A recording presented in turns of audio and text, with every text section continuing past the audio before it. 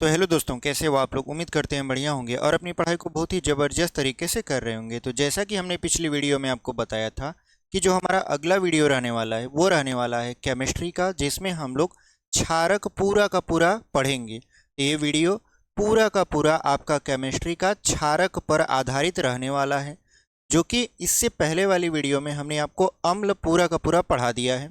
ये वाली वीडियो में हम लोग पूरा का पूरा क्षारक पढ़ेंगे, यानी क्षार पढ़ेंगे। उसके बाद हम लोग एक और वीडियो लेकर आएंगे जिसमें लवण पूरा का पूरा डिस्कस करेंगे, और हमारा जो केमिस्ट्री का अम्ल क्षारक एवं लवण जो दूसरा वाला चैप्टर है वो समाप्त हो जाएगा। ठीक है। तो जो विद्यार्थी पहली बार आए हैं उनको हम बता दें कि इस चैनल पर आपको कक्षा 10वीं का यूपी बोर्ड एग्जाम 2026 के लिए निःशुल्क तैयारी करवाई जा रही है। तो आप चैनल को सब्सक्राइब कर लीजिए, वीडियो पसंद आएगा तो लाइक कर दीजिएगा, अपने दोस्तों तक भी इसे शेयर कर दीजिएगा। चलिए बिना देरी के वीडियो को हम शुरू करते हैं। ठीक है। तो यहाँ पर देखिए, आज का जो हमारा टॉपिक रहने वाला है ये पूरा का पूरा वीडियो क्षारक पर आधारित रहने वाला है। ठीक है। क्षारक पर क्या रहने वाला है, आधारित रहने वाला है। तो यहाँ पर क्या है आपका, सबसे पहले आपके मन में आएगा कि क्षारक एक्चुअल में होता क्या है। ठीक है। क्षारक का परिभाषा क्या होता है। तो देखिए, क्षारक क्या होता है, अगर हम परिभाषा लिखकर आपको समझाएं, यहाँ पे लिखेंगे क्षारक। क्षारक क्या होता है, ऐसे पदार्थ जिनका स्वाद कसैला होता है, यानी कड़वा होता है। ठीक है। और जो क्या करते हैं, लिटमस पेपर को नीला कर देते हैं, यानी जो लाल लिटमस पेपर होता है वो क्या हो जाता है, नीला हो जाता है। तो उसी को हम लोग बोलते हैं क्षारक। ये पुरानी परिभाषा है। ठीक है। जब आर्हेनियस नहीं आए थे उससे पहले, यानी आर्हेनियस का आयनिक सिद्धांत नहीं आया था उससे पहले, जो क्षार का या क्षारक की जो परिभाषा थी वो ये थी कि वे पदार्थ जो स्वाद में कड़वे होते, यानी जिनका स्वाद तीक्ष्ण होता है या कड़वा होता है, कसैला होता है, और जो क्या करते हैं, आपका लाल लिटमस पेपर को नीला कर देते हैं, या ऐसे कहें कि लिटमस पेपर को नीला कर देते हैं, क्या कहलाता है, आपका क्षारक कहलाता है। तो हम यहाँ पर लिख देते हैं, लिख देते यहाँ पर लिख देंगे, वे पदार्थ जिनका स्वाद, यहाँ पे लिखते चलेंगे ताकि आपको एकदम बेहतरीन तरीके से अगर आप नोट डाउन भी करना चाहो तो आराम से कर सकते हो। ठीक है। तो क्षारक की परिभाषा हम लिख दे रहे हैं कि वे पदार्थ जिनका स्वाद तीक्ष्ण होता है, तीक्ष्ण या कड़वा या कसैला, कसैला होता है, यहाँ पे लिख देंगे होता है, क्या कहलाता है, आपका क्षारक कहलाते हैं। और उसके बाद एक चीज और इसमें ऐड करेंगे, और जो नीले लिटमस पेपर को, या ऐसे कहें लिटमस पेपर को, ठीक है, लिटमस पेपर को नीला कर देते हैं। ठीक है। नीला कर देते हैं, क्या कहलाते हैं, आपके क्षारक कहलाते हैं। ठीक है। क्षारक कहलाते हैं, यानी वे पदार्थ जिनका स्वाद तीक्ष्ण होता है या कड़वा होता है या कसैला होता है, और जो नीले लिटमस पेपर को, सॉरी बार बार नीला बोल दे रहे हैं, जो लिटमस पेपर को नीला कर देते हैं, क्योंकि जो अम्ल की परिभाषा है उसमें यही बताए थे हम कि जो लिटमस पेपर को नीला कर देते हैं, तो यहाँ पर तो लिटमस पेपर को नीला कर देते हैं, वहाँ पर हमने आपको बताया था जो लाल लिटमस पेपर को, सॉरी जो नीले लिटमस पेपर को क्या कर देते हैं, लाल कर देते हैं, वहाँ पर वो अम्ल था। तो हम लोग क्षारक की परिभाषा क्या बताए, वे पदार्थ जिनका स्वाद तीक्ष्ण, कड़वा या कसैला होता है, और जो लिटमस पेपर को नीला कर देते हैं, क्या कहलाते हैं, आपके क्षारक कहलाते हैं। ठीक है। आप कहोगे सर ये क्षारक थोड़ा नया नया सुनाई दे रहा है, हम लोग तो सुने हैं अम्ल, क्षार एवं लवण, ये क्षारक क्या है। तो देखिए, हम आपको क्षारक और क्षार में अभी कुछ देर में अंतर स्पष्ट करने वाले हैं। आप वीडियो में पूरा बने रहिएगा। पूरा अगर आप वीडियो देखोगे तो आप समझ जाओगे कि क्षारक क्या होता है और क्षार क्या होता है। ठीक है। तो यहाँ पर हमने क्षारक की परिभाषा बता दिया। अब देखिए, उदाहरण की बात कर लें अगर, तो उदाहरण अगर हम दें तो एक अच्छा सा उदाहरण आपके पास होगा, यहाँ पर उदाहरण। ठीक है। उदाहरण में जैसे साबुन, जैसे अपमार्जक, अपमार्जक आप जानते हो, जो पाउडर होता है, जो घरों में कपड़ा धोने के लिए इस्तेमाल होता है वो। तो ये दोनों क्या हैं आपके, ये दोनों क्षार हैं। कैसे, सॉरी क्षारक हैं। कैसे, साबुन जो होता है अगर इसका स्वाद देखा जाए तो ये कैसा होता है, कड़वा होता है, कसैला होता है, साबुन को आप खा नहीं सकते, ठीक है। अपमार्जक यानी जो पाउडर होता है, अगर आपको गलती से आप ऐसे जीभ पर रख लीजिए तो पूरा आपका मन पूरे दिन खराब रहेगा, क्योंकि उसका स्वाद जो होता है वो काफ़ी तीखा होता है, ठीक है। तो अगर आपसे एग्जाम्पल के बारे में पूछे तो आप बता दीजिएगा साबुन और अपमार्जक, ठीक है। अब बात कर लेते हैं आर्हेनियस के आयनिक सिद्धांत के अनुसार क्षारक की परिभाषा क्या होती है, ठीक है। तो यहाँ पे लिखेंगे आर्हेनियस, यहाँ पे के आयनिक सिद्धांत के अनुसार, क्योंकि बोर्ड पेपर में आपसे पूछता है आर्हेनियस के आयनिक सिद्धांत के अनुसार अम्ल की परिभाषा बताइए, क्षार की परिभाषा बताइए, ठीक है। तो यहाँ पर आर्हेनियस के आयनिक सिद्धांत के अनुसार, तो आर्हेनियस के आयनिक सिद्धांत के अनुसार अगर हम परिभाषा बताएं तो क्या परिभाषा होगा, यानी वे पदार्थ जो जल में पूर्णतः या पूर्णतः वियोजित, लिख देते हैं यहाँ पर, पूर्णतः वियोजित या आयनित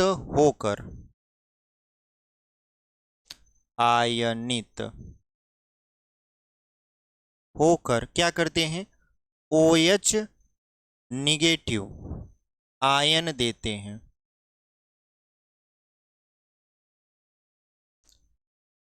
क्या कहलाते हैं आपके, क्षारक कहलाते हैं, ठीक है। यानी लिख देंगे क्षारक कहलाते हैं। इतना बात समझ में आया। उदाहरण आप साबुन और अपमार्जक का लिख सकते हो। परिभाषा थोड़ा सा चेंज हो गया है।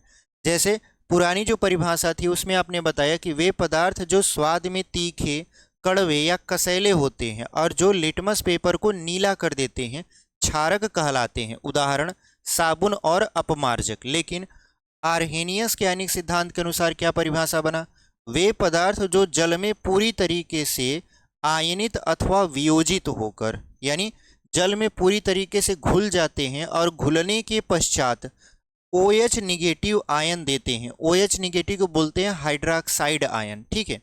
इस OH को क्या बोलते हैं, हाइड्रोक्साइड बोलते हैं। तो ये जल में पूर्णतः आयनित अथवा वियोजित होकर OH निगेटिव आयन देते हैं, तो क्या कहलाएंगे, क्षारक कहलाएंगे, ठीक है। तो उम्मीद करते हैं आपको दोनों चीज़ें समझ में आई होंगी। इस क्षारक की परिभाषा क्या है, आर्हेनियस के आयनिक सिद्धांत के अनुसार इसकी परिभाषा क्या है, ठीक है। चलिए यहाँ पर हम लोग इसको कर देंगे इरेज और बढ़ जाएंगे मतलब कि अपने अगले टॉपिक पर। अगला टॉपिक आपका ये रहने वाला है कि क्षारक और क्षार में क्या अंतर होता है, ठीक है। क्षारक और क्षार में क्या अंतर होता है, इसको हम लोग पहले आपको समझा देते हैं, उसके बाद फिर हम लोग आगे पढ़ेंगे, ठीक है। तो इसको हम लोग यहाँ पर कर देंगे इरेज। अगर आप स्क्रीनशॉट लेना चाहो तो ले सकते हो, या अगर आप नोट डाउन कर रहे हो तो हमारे साथ नोट डाउन करते हुए चलिए इसको हम लोग क्या करते हैं, यहाँ पर इरेज करते हैं। चलिए यहाँ पर हम लोग क्या करते हैं, बता देते हैं आपको कि क्षारक और क्षार में क्या अंतर होता है। तो देखिए यहाँ पे लिखेंगे क्षारक और यहाँ पर लिखेंगे क्षार, ठीक है। अब देखिए क्षारक और क्षार में क्या अंतर होता है, तो अंतर पहले परिभाषा से समझ लेते हैं। देखिए जो क्षार होता है ये वे पदार्थ होते हैं, लिखेंगे वे पदार्थ जो जल में पूर्णतः घुलनशील होते हैं। यहाँ पे घुलनशील होते हैं, क्या कहलाते हैं, क्षार कहलाते हैं, ठीक है।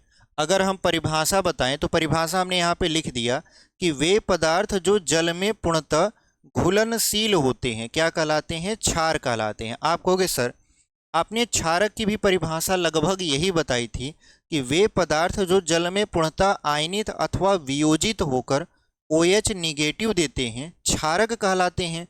तो क्या क्षारक और क्षार में अंतर होता है, देखिए क्षारक और क्षार में अंतर नहीं होता।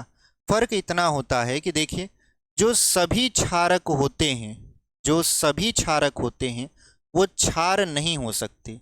सभी क्षारक जो हैं वो क्षार नहीं हो सकते, इस वजह से कि सभी क्षारक जल में पूरी तरीके से घुलते नहीं हैं। जो क्षारक जल में पूरी तरीके से घुल जाता है, केवल और केवल उसे ही हम क्या बोलते हैं, क्षार बोलते हैं। लेकिन जो जल में पूरी तरीके से नहीं घुलता उसको हम लोग क्षार नहीं बोलते। तो आपकी किताब में भी लिखा रहता है कि जो सभी क्षारक हैं वो क्षार नहीं होते, लेकिन सभी क्षार क्षारक होते हैं। ठीक है, अगर आपसे कोई पूछे कि क्या सभी क्षारक क्षार होते हैं तो आप कहोगे नहीं, सभी क्षारक क्षार नहीं होते, जबकि सभी क्षार क्षारक होते हैं। ठीक है, तो इस तरीके से आप उनको समझा सकते हो या बता सकते हो लिख कर भी, और अगर सामने कोई पूछ रहा है तो सामने भी बता सकते हो। यानी वे पदार्थ जो जल में पूरी तरीके से घुल जाते हैं और OH निगेटिव आयन देते हैं वो क्या कहलाते हैं, वो तो क्षार कहलाते हैं। लेकिन जो पूरी तरीके से जल में वियोजित नहीं हो जाते वो क्या कहलाएंगे, वो आपका क्षार नहीं कहलाएंगे, वो क्षारक होंगे। ठीक है, तो चलिए यहाँ आप उम्मीद करते हैं आपको ये समझ में आया होगा। अब इसको हम लोग मिटाकर बढ़ जाते हैं क्षारकों के प्रकार पर। जैसे आपने अम्लों के प्रकार को पढ़ा था वैसे ही आप क्षारकों के प्रकार को भी पढ़ोगे। देखिए, क्षारकों के भी अम्लों की तरह दो प्रकार होते हैं, यहां पे लिख देते हैं क्षारकों के प्रकार। ठीक है, क्षारकों के प्रकार अगर हम देखें तो अम्लों की तरह क्षारकों के भी दो प्रकार होते हैं। कौन कौन सा, देखिए, एक होता है आपका प्रबल क्षारक और दूसरा होता है आपका दुर्बल क्षारक। ठीक है, एक होता है आपका प्रबल क्षारक और दूसरा होता है आपका दुर्बल क्षारक। अब ये प्रबल क्षारक क्या है इसको पहले समझ लेते हैं। तो देखिए, प्रबल क्षारक की अगर परिभाषा हम बोले तो वे क्षारक जो जल में पूर्णतया वियोजित या आयनित होकर हाइड्रोक्साइड आयन यानी OH निगेटिव देते हैं, प्रबल क्षारक कहलाते हैं। अगर हम परिभाषा लिख दें, यहाँ पर प्रबल क्षारक की परिभाषा, वे पदार्थ जो जल में पूर्णतया वियोजित या आयनित होकर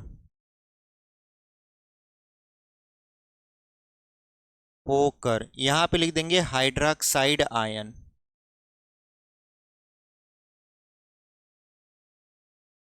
हाइड्रोक्साइड आयन जो कि आपका OH निगेटिव होता है, हाइड्रोक्साइड आयन देता है या देते हैं, क्या कहलाते हैं आपके, प्रबल क्षारक कहलाते हैं। ठीक है, क्या कहलाते हैं, ये आपके प्रबल क्षारक कहलाते हैं। यानी वे पदार्थ जो जल में पूर्णतया वियोजित या आयनित होकर हाइड्रोक्साइड आयन यानी OH निगेटिव देते हैं, क्या कहलाते हैं, आपके प्रबल क्षारक कहलाते हैं। उदाहरण की बात करें, उदाहरण में जैसे हमारा, अगर यहाँ पे लिख भी देते हैं, उदाहरण में अगर हम देखें तो हमारे पास है पोटेशियम हाइड्रोक्साइड KOH, उसके बाद सोडियम हाइड्रोक्साइड यानी NaOH, उसके बाद हमारे पास क्या है, हमारे पास है बेरियम हाइड्रोक्साइड BaOH का होल ट्वाइस, BaOH का होल ट्वाइस आदि लिख देंगे। ठीक है, यानी ये वे पदार्थ हैं जो जल में पूरी तरीके से वियोजित अथवा आयनित होकर क्या करते हैं, हाइड्रोक्साइड आयन देते हैं। अगर हम बात करें कि अगर वियोजित करें तो क्या मिलेगा, तो हमने कहा OH निगेटिव मिलेगा। कैसे, अगर हम उदाहरण KOH का लेते हैं, पोटेशियम हाइड्रोक्साइड का लेते हैं, ये उत्क्रमणीयता का चिन्ह लगा देंगे, तो पोटेशियम को तोड़ेंगे तो K+, फिर यहाँ पर हो जाएगा OH निगेटिव। यानी ये जो पोटेशियम हाइड्रोक्साइड है ये पोटेशियम पॉजिटिव में टूट गया और हाइड्रोक्साइड OH निगेटिव में टूट गया। ठीक है, तो इस तरीके से टूटकर ये बन गया क्या, पोटेशियम आयन, और ये बना दिया हाइड्रोक्साइड आयन। तो यहाँ पर अगर लिखना चाहो तो आप लिख सकते हो पोटेशियम, पोटेशियम। ठीक है, उसके बाद हाइड्रोक्साइड। अगर आपके मन में ये सवाल आता हो कि सर ये बताइए, ये जो के से शुरुआत है, तो के से शुरुआत है तो इसका नाम पी से कैसे होगा, पोटेशियम कैसे हो गया। तो देखिए जो के है, ये के मतलब होता है कैलियम। क्या होता है, कैलियम होता है। पोटेशियम का लैटिन नाम जो होता है वो कैलियम होता है। जैसे अगर आप सोने का पूछेंगे तो सोने को Au से दर्शाते हैं, तो Au मतलब क्या होता है, आरम होता है। ठीक है, जैसे सिल्वर को क्या किससे दर्शाते हैं, सिल्वर को दर्शाते हैं आप Ag से, तो Ag का मतलब अर्जेंटम होता है। सोडियम को Na से दर्शाते हैं, तो Na का मतलब होता है नेट्रियम। तो कुछ तत्व ऐसे हैं जिनके लैटिन नाम आपको पता होने चाहिए, ताकि अगर कोई आपसे पूछ ले कि ये बताइए शुरुआत तो के से हुआ है, नाम पोटेशियम कैसे पड़ गया, तो आप उनको बता दीजिएगा कि देखिए सर पोटेशियम इसको बोलते हैं, बट एक्चुअल में अगर हम देखें तो इसको के से दर्शाते हैं। के बोले तो कैल्शियम, सॉरी कैलियम। ठीक है, कैलियम इसका क्या होता है, लैटिन नाम होता है। जैसे सोडियम का नेट्रियम होता है, सिल्वर का अर्जेंटम होता है, सोना का आरम होता है। ठीक है, तो इसी तरीके से पोटेशियम का भी क्या होता है, कैलियम होता है, और कैलियम को के से दर्शाया जाता है। ठीक है, तो यहाँ पर हमने पोटेशियम हाइड्रोक्साइड को देखा, तो ये किस में टूट गया, पोटेशियम आयन। यहाँ पे लिख देंगे पोटेशियम आयन। ठीक है, और यहाँ पर ये टूटा हाइड्रोक्साइड में, हाइड्रोक्साइड आयन। इस तरीके से हमारा प्रबल क्षारक तैयार हो गया। तो उम्मीद करते हैं आपको प्रबल क्षारक समझ में आया होगा। यानी वे पदार्थ जो जल में पूर्णतः आयनित अथवा वियोजित होकर हाइड्रोक्साइड आयन देते हैं प्रबल क्षारक कहलाते हैं। उदाहरण potassium hydroxide, sodium hydroxide, barium hydroxide आदि। ये सभी क्या हैं, ये सभी आपके प्रबल क्षारक हैं। चलिए हम लोग इसको मिटा देंगे। मिटाने के बाद हम लोग पढ़ेंगे यहाँ पर दुर्बल क्षारक, तो इसको हम लोग यहाँ पर इरेज कर देते हैं। ठीक है, चलिए यहाँ पर हम इसको इरेज कर दिए हैं।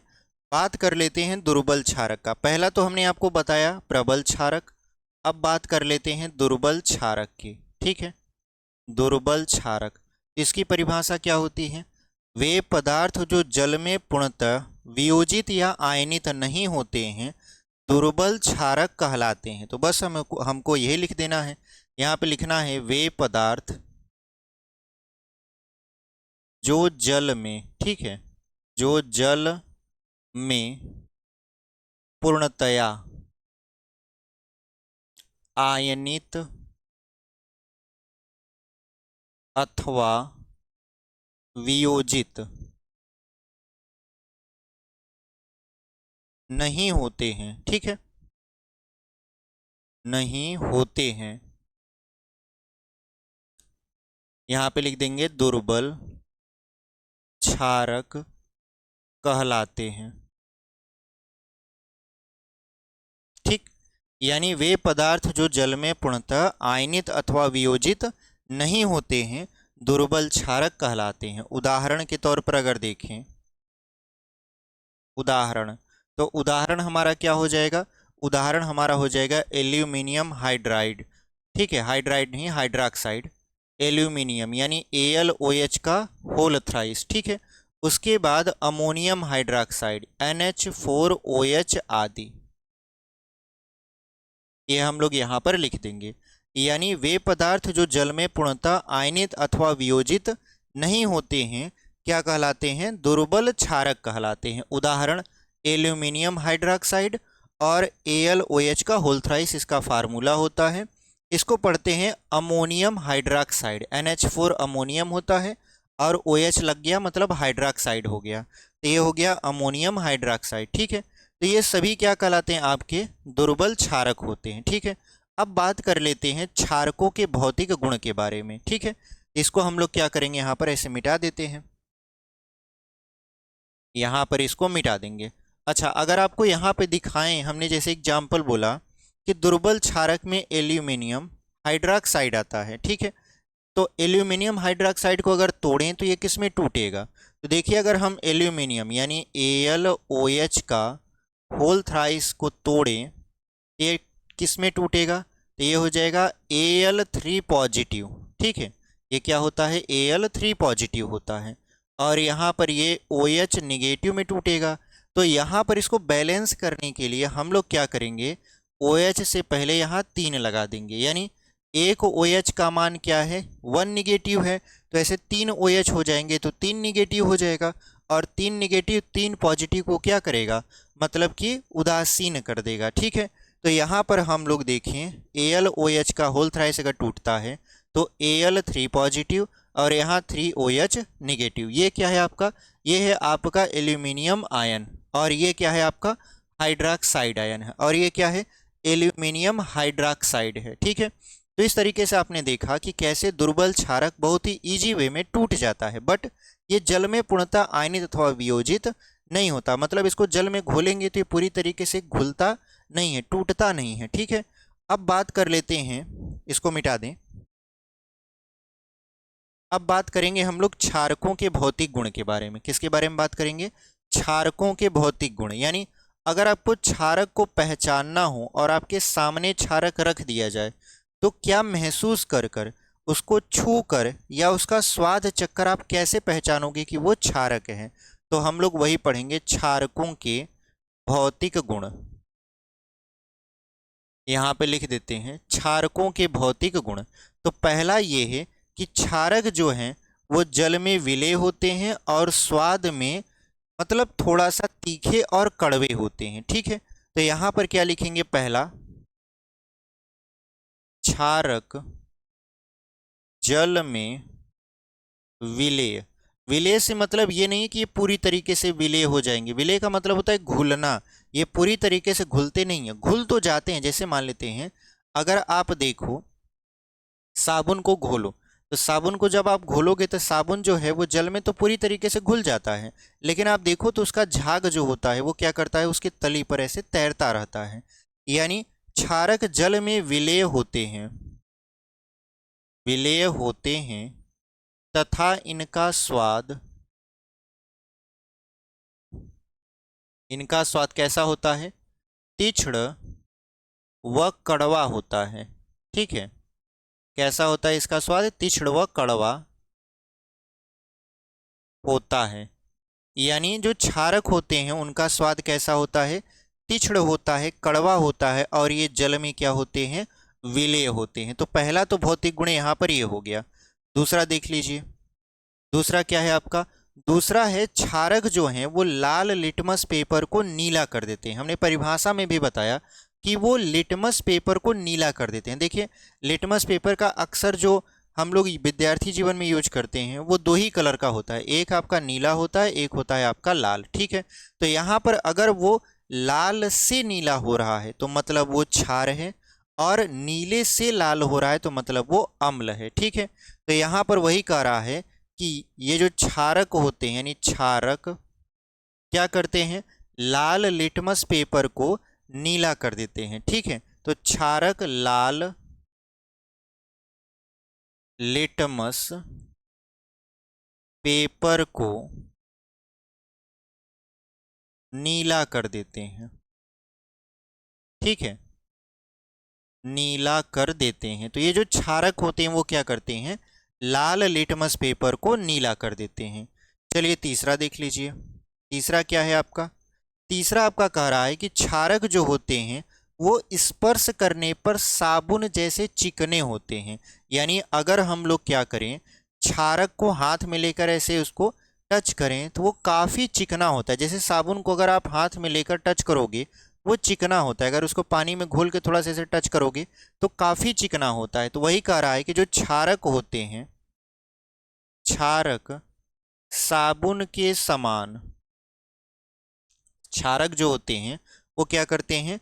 साबुन के समान, साबुन के समान लिख देते हैं यहाँ पर, समान स्पर्श करने पर चिकने होते हैं, ठीक है। जो आपके क्षारक होते हैं वो क्या होते हैं, साबुन के समान आप अगर स्पर्श करोगे तो वो कैसे होंगे, चिकने होंगे। या आप ऐसे भी बोल सकते हो, क्षारक स्पर्श करने पर साबुन के समान चिकने होते हैं। इसको ऐसे ही लिख देते हैं। ये जो थोड़ा जो शब्द है ना, ये अच्छे से बैठ नहीं रहा, तो यहाँ पर हम लोग क्या करते हैं, इसको बढ़िया से लिखते हैं ताकि बोलने में भी अच्छा लगे। तो जो क्षारक होता है, यहाँ पे क्षारक लिखेंगे स्पर्श करने पर, स्पर्श करने पर साबुन की तरह, साबुन की तरह चिकने होते हैं। ठीक है, यहाँ पे लिख देंगे चिकने होते हैं।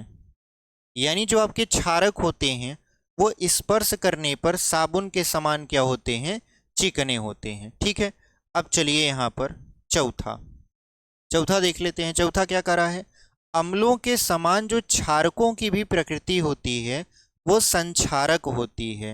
हालांकि इनकी जो संक्षारक प्रकृति होती है वो अम्लों की अपेक्षा थोड़ा कम होती है। तो जैसे हमने पिछली वीडियो में आपको बताया था कि जो अम्ल होते हैं वो क्या करते हैं, अगर किसी सामान पर पड़ जाते हैं, जैसे कागज पर, हमारी त्वचा पर, लकड़ी पर, किसी वस्तु पर अगर वो पड़ जाते हैं तो वो क्या करते हैं, उसको वहां से नष्ट कर देते हैं।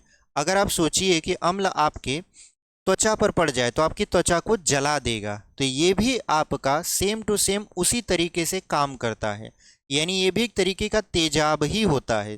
तेजाब बोले तो अम्ल। ठीक है, तो यहाँ पर कह रहा है कि ये भी तेजाब होता है, लेकिन फर्क इतना होता है कि ये अम्ल से थोड़ा सा कम होता है, मतलब अम्ल से थोड़ा कमजोर होता है। होता तो आपका संक्षारक प्रकृति का ही है, लेकिन अम्ल से इसकी जो ताकत है वो थोड़ा सा कम होती है। तो वही लिखा है कि जो आपका अम्लों के समान क्षारकों की भी प्रकृति कैसी होती है, संक्षारक होती है। यह प्रवृत्ति प्रबल अम्लों की तुलना में कम होती है। ठीक है, तो यहाँ पे लिखेंगे अम्लों की भांति, अम्लों की भांति। ठीक है, यानी भांति मतलब तरह। ठीक है, यानी अम्लों की तरह क्षारकों की प्रकृति भी, यहां पे लिख देंगे भी, संक्षारक होती है। ठीक है, यानी ये जिस वस्तु पर पड़ेंगे उसको जला देंगे। ठीक है, यानी लेकिन इतना नहीं जलाएंगे जितना अम्ल जलाता है। तो अम्लों की भांति क्षारकों की प्रकृति भी संक्षारक होती है। अब संक्षारक होती है, लेकिन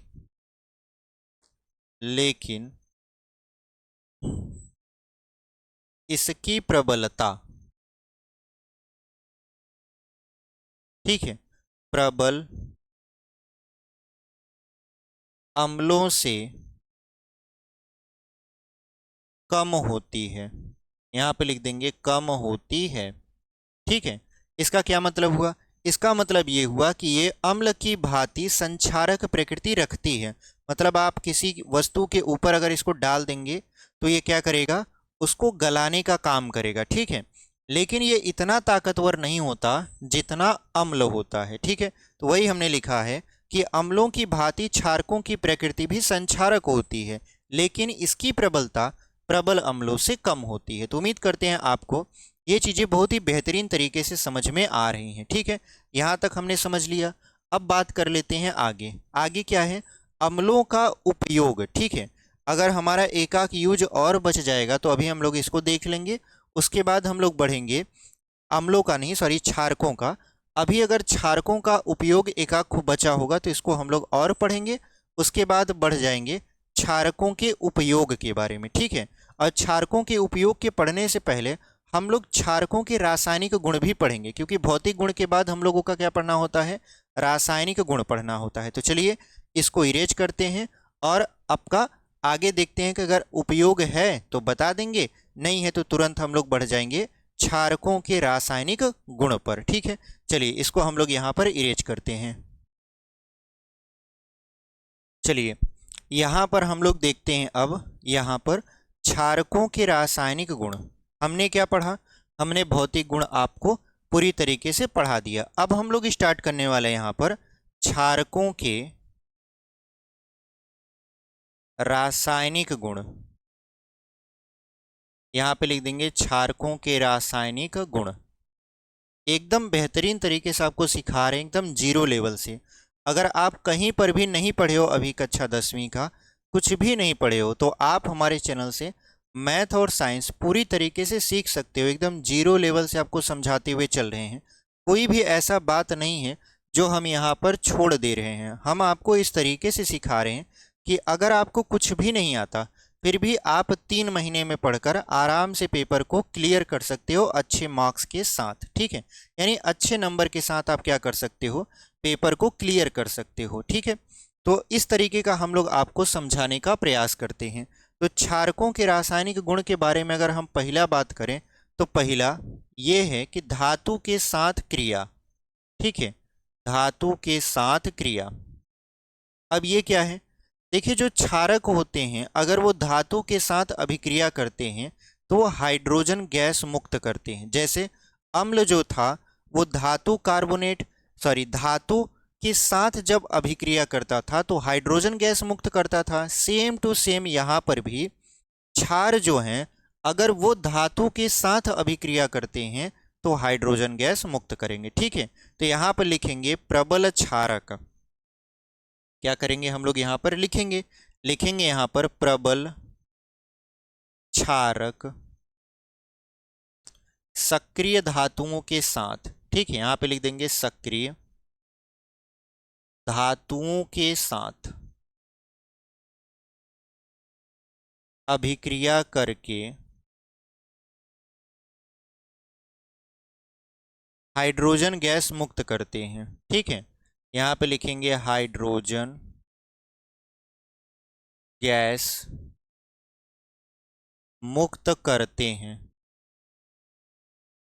यानी जो आपके धातु के साथ क्षारक अभिक्रिया करते हैं तो उस अभिक्रिया के दौरान क्या होता है, आपका हाइड्रोजन गैस मुक्त होता है। इसी वजह से जो क्षारक होते हैं उनको सक्रिय धातु के बर्तनों में नहीं रखा जाता। ठीक है, सक्रिय धातु के बर्तनों से मतलब क्या है, कापर में नहीं रखा जाएगा, चांदी में नहीं रखा जाएगा, सोने के बर्तन में नहीं रखा जाएगा। क्यों? क्योंकि अगर आप क्षारक को इन सभी बर्तनों में रखोगे तो हो सकता है वो उस धातु से अभिक्रिया करने लगे। ठीक है, और अभिक्रिया करके क्या करें, बर्तन को खराब कर दे। पता चला आप सोने की मतलब कि एक प्लेट में या एक बर्तन में आपने क्या किया, NaOH को उड़ेल दिया, यानी सोडियम हाइड्रोक्साइड को डाल दिया। तो सोडियम हाइड्रोक्साइड तो आपका प्रबल क्षारक है, वो क्या करेगा, तुरंत के तुरंत अभिक्रिया करना शुरू कर देगा और आपका बर्तन हो सकता है खराब हो जाए। ठीक है, तो यहाँ पर वही करा है कि प्रबल जो क्षारक होते हैं उनको सक्रिय धातुओं के साथ या सक्रिय धातुओं के संपर्क में नहीं रखा जाता। क्यों नहीं रखा जाता? क्योंकि ये अभिक्रिया करके उस बर्तन को ही नुकसान पहुंचाने का काम करेंगे। तो यहाँ पर धातु के साथ अभिक्रिया में हमने पढ़ा कि प्रबल क्षारक जो है वो सक्रिय धातुओं के साथ अभिक्रिया करके हाइड्रोजन गैस मुक्त करता है। ठीक है, इतना बात समझ में आया। अब इसका उदाहरण देख लेते हैं। देखिए, आपको उदाहरण देना बहुत जरूरी है। ठीक है, केमिस्ट्री में अगर आप उदाहरण नहीं देते हो तो आप बहुत बड़ी गलती करते हो। ये सारा चीज लिख दीजिए, आप एग्जाम्पल मत दीजिए, यानी समीकरण बना के मतलब मत दर्शाइए, तब एग्जामिनर जो है आपका नंबर कम कर देगा। क्यों कम कर देगा? क्योंकि उसको चाहिए, ये लिखने से ज़्यादा इम्पॉर्टेंट है कि उसको चाहिए कि समीकरण में आप दर्शाएं। समीकरण ज़्यादा इम्पॉर्टेंट होता है। तो समीकरण अगर आप बना कर आते हो, भले परिभाषा नहीं लिखते हो, तो एग्जामिनर आपको नंबर कुछ दे देता है। ठीक है, तो यहाँ पर भी हम लोग उदाहरण आपको समझाते हुए चलेंगे ताकि आपको कोई भी दिक्कत ना आए। तो यहाँ पर देखिए, सबसे पहले हम लोग क्या लेंगे, जिंक।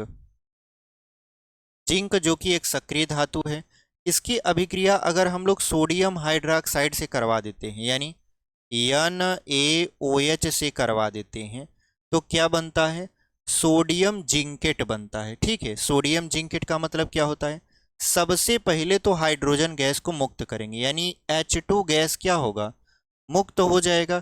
तो देखिए यहाँ पर हाइड्रोजन 2 ठो है और यहाँ पर हाइड्रोजन एक ही ठो है। यहाँ पर क्या करेंगे, 2 से गुणा करा देंगे ताकि हमारा जो हाइड्रोजन है वो क्या हो जाए, संतुलित हो जाए। अब यहाँ पर क्या बनता है, सोडियम जिंकेट बनता है। सोडियम मतलब यहाँ पर हो जाएगा Na2, क्योंकि देखिए जिंक जो होता है वो 2 पॉजिटिव होता है और यहाँ पर हो जाएगा Zn और उसके बाद यहाँ पर O। ठीक है, तो क्या बन गया यहाँ पर, ये सोडियम जिंकेट बन गया। तो इस तरीके से हमारा क्या हो गया, यहाँ पर ये समीकरण तैयार हो गया। तो देखिए जिंक जो होता है अगर वो सोडियम हाइड्रोक्साइड के साथ अभिक्रिया करता है तो क्या बनाएगा, सोडियम जिंकेट बनाएगा, प्लस क्या बना देगा आपका, हाइड्रोजन गैस बना देगा। ठीक है, तो इस तरीके से हमने इसको मतलब कि पूरी तरीके से संतुलित कर दिया है। चलिए अब बात कर लेते हैं आगे। आगे क्या है आपका, आगे बढ़ने से पहले हमको इसको क्या करना पड़ेगा, मिटाना पड़ेगा, तब जाके हम लोग क्या करेंगे यहाँ पर लिख पाएंगे। तो चलिए सबसे पहले इसको हम लोग इरेज कर देते हैं। अगर आपको उतारना हो तो इसको उतार लीजिए। ठीक है, यहाँ पर हम लोग इसको इरेज करेंगे।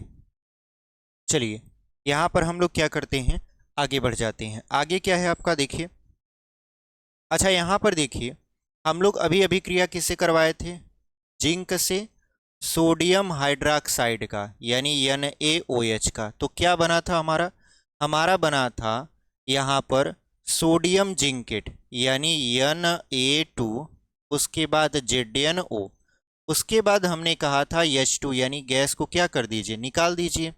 अब अगर ध्यान से देखिए तो यहाँ पर एक चीज़ हमने नोटिस किया कि यहाँ पर ऑक्सीजन और यहाँ पर ऑक्सीजन, क्योंकि यहाँ पर तो 2 से हम गुणा करवाए थे और 2 से गुणा करवाए थे, तो देखिए 2 ठो सोडियम है, 2 ठो सोडियम है, 2 ठो हाइड्रोजन है, 2 ठो हाइड्रोजन है, लेकिन ऑक्सीजन, ऑक्सीजन हमने एक ही छोड़ा था, जबकि होना कितना चाहिए, 2 होना चाहिए। तो यहाँ पर ये 2 होता है। ठीक है, कहीं आप ऐसा गलती मत करिए कि Na2 ZnO लिख कर चले आइए, 2 मत लगाइए। हमारा ध्यान यहाँ पर उतर गया था कि यहाँ पर Na2 Zn और O2 होना चाहिए। इसी वजह से अब आप देखोगे तो समीकरण आपका क्या है, संतुलित है, यानी ये क्या है आपका, सोडियम जिंकेट है। यहाँ पे लिखेंगे सोडियम जिंकेट, उसके बाद ये हो जाएगा आपका हाइड्रोजन गैस। ठीक है, और ये तो आपको पता है सोडियम हाइड्रोक्साइड, सोडियम हाइड्रोक्साइड, और यहाँ पर क्या है आपका, जिंक है। ठीक है, तो ये आपका अभिक्रिया पूरी तरीके से पूरा हो चुका है। तो यहाँ पर जो हम O लिखे थे, O2 नहीं लिखे थे, तो आप O2 कर लीजिएगा, नहीं तो कहीं ना कहीं हो सकता है गलत हो जाए। आपके मतलब कि जो टीचर हैं वही पूछ लें और आप यहाँ से वीडियो देख कर गए हो, बोल दो सर Na2 ZnO होता है। ठीक है, तो वो गलत कर देंगे, कहेंगे नहीं O नहीं होता, O2 होता है। तो इस वजह से आप जो भी पढ़ो एकदम सटीकता के साथ पढ़ो, कोई भी चीज़ आपसे छूटने ना पाए। अगर छूट भी जाती है बाय द वे गलती से, क्योंकि यहाँ पर अगर ध्यान में नहीं आता है तो फिर हम आपको खोज कर लेकर आएंगे, उसको फिर से बताएंगे, नहीं तो आपका जो सिलेबस है वहाँ पर कहीं ना कहीं मिस्टेक हो जाएगी। तो चलिए इसको इरेज करते हैं और बढ़ते हैं अपने यहाँ पर अगले टॉपिक पर। इसको हम लोग मिटा देते हैं। देखिए जो हमारा अगला टॉपिक रहने वाला है वो रहने वाला है आपका अधात्विक ऑक्साइड के साथ अभिक्रिया, यानी जो क्षारक होते हैं वो अधात्विक ऑक्साइड के साथ अभिक्रिया करते हैं तो क्या बनाते हैं। ठीक है, तो यहाँ पे पहले हेडिंग लिख देंगे अधात्विक, उसके बाद ऑक्साइड के साथ अभिक्रिया। ठीक है, यहाँ पे लिखेंगे अधात्विक ऑक्साइड के साथ अभिक्रिया। तो देखिए जो आपका क्षारक होता है वो अधात्विक ऑक्साइड के साथ जब अभिक्रिया करता है तो लवण एवं जल बनाता है। क्या बनाता है, लवण एवं जल। तो यहाँ पर अगर हम देखें तो लिखेंगे क्षारक फिर प्लस अधात्विक, अधात्विक ऑक्साइड,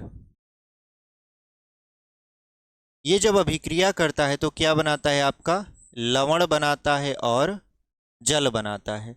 यानी जो अधात्विक ऑक्साइड होते हैं वो क्षारक के साथ अभिक्रिया करके क्या बनाते हैं, आपका लवण बनाते हैं और जल बनाते हैं। ठीक है, अब जैसे अगर हम लोग एग्जाम्पल की बात करें तो एग्जाम्पल में हम लोग कार्बन डाइऑक्साइड लेते हैं। ये देखिए अधात्विक ऑक्साइड है कार्बन डाइऑक्साइड, एक क्षारक जो कि हमारा है कैल्शियम हाइड्रोक्साइड, जिसे हम लोग बुझा चूना बोलते हैं, CaOH का होल ट्वाइस। अगर इसके साथ अभिक्रिया करवा दें तो हमारा सबसे पहले बनता है जल। तो जल का फार्मूला तो आपको पता ही है, H2O, ठीक है।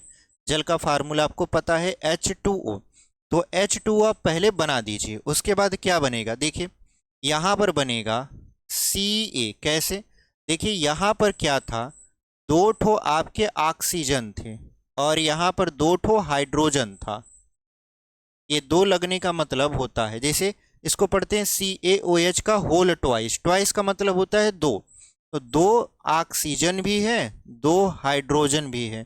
तो हम लोग क्या करेंगे, इसको काउंट करेंगे, यानी दो ठो हाइड्रोजन और एक ठो ऑक्सीजन काउंट करेंगे तो हमारा जल बनेगा H2O। इतना बात समझ में आया। उसके बाद बचा क्या, कैल्शियम बचा, इधर कार्बन डाइऑक्साइड है, तो अगर ये वाला ऑक्सीजन इस कार्बन डाइऑक्साइड को दे दे तो ये कार्बोनेट बनाने लगेगा। क्या बनाने लगेगा, कार्बोनेट। तो ये हो जाएगा कैल्शियम कार्बोनेट, जो कि एक तरीके का लवण है, ठीक है। तो यहाँ पर अगर हम लोग कार्बन डाइऑक्साइड की अभिक्रिया कैल्शियम हाइड्रोक्साइड, जिसे हम लोग बुझा चूना बोलते हैं, से करवा दें तो हमारा मिलता है कैल्शियम कार्बोनेट प्लस जल बनता है, ठीक है। तो यहाँ पर लिख भी देते हैं, ये आपका क्या है, जल है, और ये है आपका कैल्शियम कार्बोनेट, कैल्शियम कार्बोनेट, ठीक है। यहाँ पर कार्बोनेट, और ये आपका बुझा चूना है, ठीक है, बुझा चूना या बुझा हुआ चूना, यहाँ पे लिख देते हैं। और ये क्या है आपका, जानबे करते हो आप, कार्बन डाइऑक्साइड, कार्बन डाइऑक्साइड। इतनी बातें आपको समझ में आई। यानी अधात्विक ऑक्साइड के साथ अगर क्षारक अभिक्रिया करता है तो जो रिजल्ट मिलेगा वो क्या मिलेगा, लवण प्लस जल मिलेगा, ठीक है। तो इस तरीके से हमने बहुत ही बेहतरीन तरीके से आपको समझा दिया है। अब आप कभी इसको भूलोगे नहीं, बस आप थोड़ा सा इसको ध्यान में रखिएगा, हफ्ते हफ्ते पर रिवीजन करते चले जाइएगा, आपको बहुत ही बेहतरीन तरीके से ये याद हो जाएगा। इसको हम लोग करते हैं इरेज और आगे बढ़ते हैं, ठीक है। चलिए अब हम लोग बात कर लेते हैं क्षारकों के उपयोग के बारे में, ठीक है। तो यहाँ पे लिख देंगे क्षारकों के उपयोग, ठीक है। बारी बारी से हम लोग क्षारकों का उपयोग पढ़ेंगे। तो सबसे पहले उपयोग आता है क्षारक का एल्यूमिनियम हाइड्रोक्साइड, यानी AlOH का थ्राइस, यानी यहाँ पर एल्यूमिनियम AlOH का ऐसे थ्राइस, इसका उपयोग कहाँ किया जाता है। तो देखिए एल्यूमिनियम जो हाइड्रोक्साइड है, इसको पढ़ते हैं एल्यूमिनियम हाइड्रोक्साइड, ये क्या है, एक तरीके का क्षार है। तो एल्यूमिनियम हाइड्रोक्साइड का प्रयोग कहाँ किया जाता है, वस्त्र तथा प्रति अम्ल में किया जाता है, ठीक है। वस्त्र को क्या किस में किया जाता है, रंगने में किया जाता है, ठीक है। तो एल्यूमिनियम हाइड्रोक्साइड का प्रयोग वस्त्र तथा प्रति अम्ल बनाने में किया जाता है। प्रति अम्ल से मतलब ये है कि अम्ल को न्यूट्रलाइज करने के लिए किया जाता है, जहाँ पर अम्ल होता है उसको उदासीन करने के लिए आपका एल्यूमिनियम हाइड्रोक्साइड का प्रयोग किया जाता है। तो आप यहाँ ध्यान रखिए बस इतना कि एल्यूमिनियम, यहाँ पे लिख भी देते हैं हम एल्यूमिनियम, एल्यूमिनियम हाइड्रोक्साइड का प्रयोग वस्त्र तथा प्रति अम्ल बनाने में किया जाता है, ठीक है, या प्रति अम्ल में किया जाता है, ठीक है। तो यहाँ पर प्रति अम्ल में किया जाता है, इतना बात समझ में आया, ठीक है। या आप लिख सकते हो प्रति अम्ल बनाने में किया जाता है, बनाने में लिखेंगे तो ज़्यादा बेटर आएगा, प्रति अम्ल बनाने में, ठीक है। सुनने में भी अच्छा लग रहा है और थोड़ा सा ग्रामेटिकल भी सही हो जाएगा। प्रति अम्ल बनाने में किया जाता है, ठीक है। तो जो एल्यूमिनियम हाइड्रोक्साइड है उसका उपयोग कहाँ किया जाता है, वस्त्र तथा प्रति अम्ल बनाने में किया जाता है। दूसरा एक आपका यूज देखते हैं, दूसरा क्या है, दूसरा है सोडियम हाइड्रोक्साइड NaOH। तो सोडियम हाइड्रोक्साइड का उपयोग कहाँ किया जाता है, धावन पाउडर के निर्माण में, यानी जो कपड़े धोने का पाउडर बनता है उसमें सोडियम हाइड्रोक्साइड का प्रयोग किया जाता है। और जो हमारे साबुन बनते हैं उसमें भी हमारा सोडियम हाइड्रोक्साइड का उपयोग किया जाता है। कागज के निर्माण में भी किया जाता है और लुगदी बनाने में भी किया जाता है, यानी लुगदी निर्माण में भी इसका उपयोग किया जाता है। जैसे कागज जो होते हैं, जो जिस कागज पर आपने लिख दिया एक बार, ठीक है, पेन से लिख दिए, तो वो आपके किसी काम का नहीं है, तो आप कबाड़ी वाले को दे देते हो। कबाड़ी वाला क्या करता है, उसको बेच देता है, वो फिर से मतलब पूरी तरीके से पुनर्निर्माण के लिए फैक्ट्रियों में जाता है, तो वहाँ पर उसका लुगदी बनाया जाता है। लुगदी बनाने के लिए हमारा सोडियम हाइड्रोक्साइड का यूज वहाँ पर किया जाता है। ठीक है, तो यहाँ पर लिख देंगे NaOH में लिखेंगे यहाँ पर sodium sodium hydroxide. Sodium hydroxide का प्रयोग कहाँ किया जाता है, तो साबुन, यहाँ पे लिख देंगे साबुन, साबुन बनाने में। उसके बाद लिखेंगे कामा लगाकर धावन पाउडर बनाने में। धावन पाउडर यानी धोने का जो पाउडर होता है, धावन पाउडर बनाने में। उसके बाद कहाँ किया जाता है, कागज उद्योग में किया जाता है, यानी कागज कागज व लुगदी उद्योग में इसका प्रयोग, लुगदी उद्योगों में इसका उपयोग किया जाता है।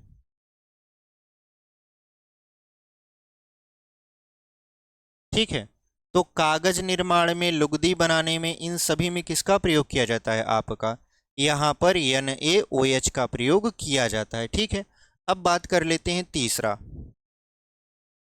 तीसरा क्या है, तीसरा है आपका अमोनियम हाइड्रोक्साइड। अमोनियम हाइड्रोक्साइड को किससे दर्शाते हो आप, NH4OH से। ये क्या है, आपका अमोनियम हाइड्रोक्साइड है। ठीक है, तो अमोनियम हाइड्रोक्साइड का प्रयोग कहाँ किया जाता है, तो अमोनियम हाइड्रोक्साइड का प्रयोग निर्मलीकारक तथा अमोनियम लवण बनाने में किया जाता है। तो यहाँ पर लिखेंगे अमोनियम हाइड्रोक्साइड का प्रयोग निर्मलीकारक यानी एंटी एजेंट।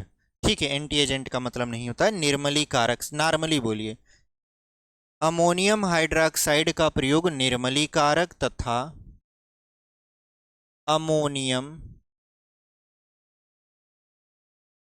लवण के निर्माण में।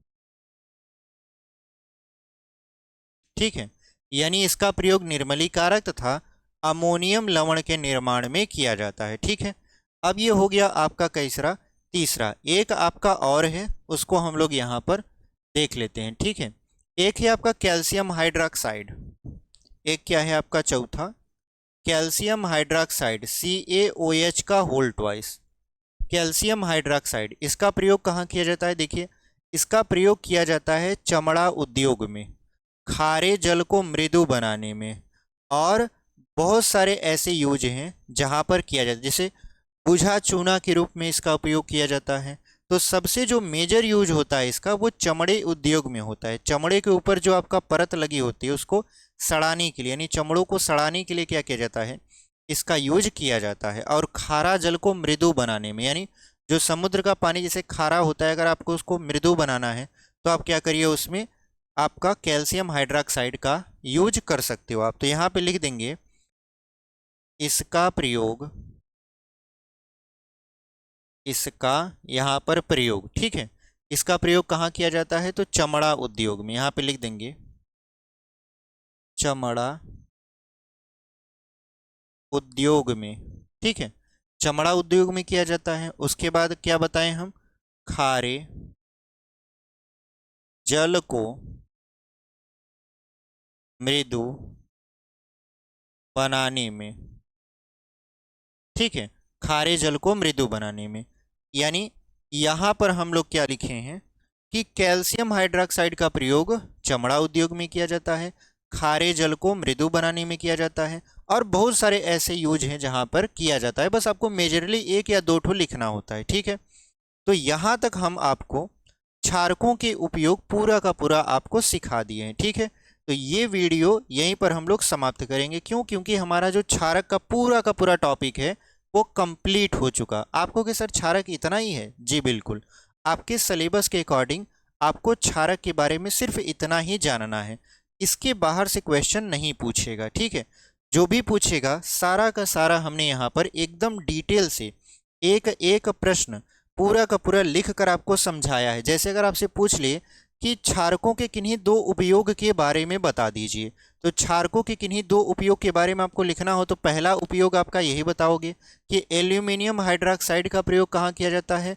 वस्त्र उद्योग में किया जाता है, ठीक है। एल्यूमिनियम हाइड्रोक्साइड का उपयोग कहाँ किया जाता है? यहाँ पर वस्त्र उद्योग में। उसके बाद प्रति अम्ल बनाने में किया जाता है। दूसरा आप लिख सकते हो सोडियम हाइड्रोक्साइड का उपयोग कहाँ किया जाता है? साबुन बनाने में किया जाता है, धावन पाउडर बनाने में किया जाता है, ठीक है। तीसरा आप लिख सकते हो यहाँ पर अमोनियम हाइड्रोक्साइड का प्रयोग कहाँ किया जाता है? अमोनियम लवण बनाने में किया जाता है। चौथा अगर हम कहें तो कैल्शियम हाइड्रोक्साइड का प्रयोग कहाँ किया जाता है? चमड़ा उद्योग में किया जाता है। उसके बाद खारे जल को मृदु बनाने में किया जाता है। आपसे पूछ ले अगर कि बताइए क्षारक कितने प्रकार के होते हैं, तो क्षारक कितने प्रकार के होते हैं? क्षारक दो प्रकार के होते हैं, प्रबल क्षारक और दुर्बल क्षारक, ठीक है। आपसे पूछेगा कि सभी क्षार क्षारक नहीं होते, ठीक है। सॉरी, सभी क्षार क्षारक होते हैं लेकिन सभी क्षारक क्षार नहीं होते। क्यों? तो आप सिंपल सा जवाब दीजिएगा कि वे क्षारक जो जल में पूर्णतः घुलनशील होते हैं वो क्षार होते हैं, और जो जल में पूर्णतः घुलनशील नहीं होते वो क्षार नहीं होते, वो क्षारक होते हैं। इसी वजह से सभी क्षारक क्षार नहीं होते लेकिन सभी क्षार क्षारक होते हैं। तो इस तरीके से आप बहुत ही बेहतरीन तरीके से चीज़ों को बता सकते हो, ठीक है। तो उम्मीद करते हैं आपको क्षारक पूरी तरीके से समझ में आया होगा। और अगर वीडियो आपको पसंद आई है हमारी, तो अभी हमारे चैनल अर्जुन मैथ्स को सब्सक्राइब कर लीजिए, क्योंकि आपके लिए हम लोग लगातार ऐसे कंटेंट लेकर आते रहते हैं। तो मिलते हैं आपसे एक अगली वीडियो में, तब तक के लिए धन्यवाद। ऐसे पढ़ाई करते रहिए और आगे बढ़ते रहिए।